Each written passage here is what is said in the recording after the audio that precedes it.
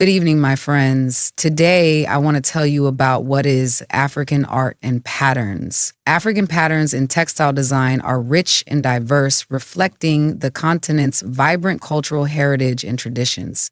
These patterns are often characterized by bold colors, intricate geometric shapes, symbolic motifs, and repetitive designs.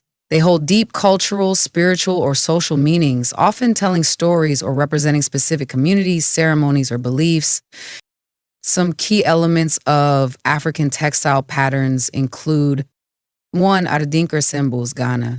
These are visual symbols representing concepts or aphorisms, often printed on fabric using traditional techniques. Each symbol has a specific meaning, like wisdom, unity, or strength.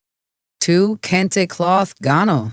Woven using colorful strips of silk and cotton, Kente patterns are symbolic, with each color and design representing specific values, such as royalty, spirituality, or creativity.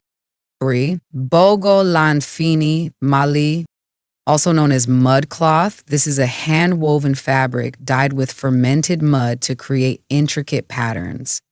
The designs often carry cultural significance and are used for storytelling or marking rites of passage. 4. Shweshwe, Southern African, a printed cotton fabric known for its intricate patterns, often geometric or floral.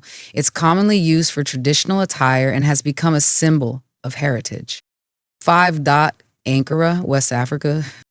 Vibrant, wax-printed fabrics with bold patterns. While initially influenced by Dutch wax prints, Ankara has become an integral part of African fashion and culture.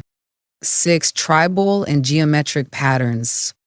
Many African textiles incorporate patterns inspired by tribal markings, natural elements, or sacred geometry, creating designs that are visually striking and culturally meaningful. These textiles often involve traditional techniques like weaving, dyeing, embroidery, or block printing, passed down through generations. Today, African patterns continue to inspire contemporary fashion and design globally.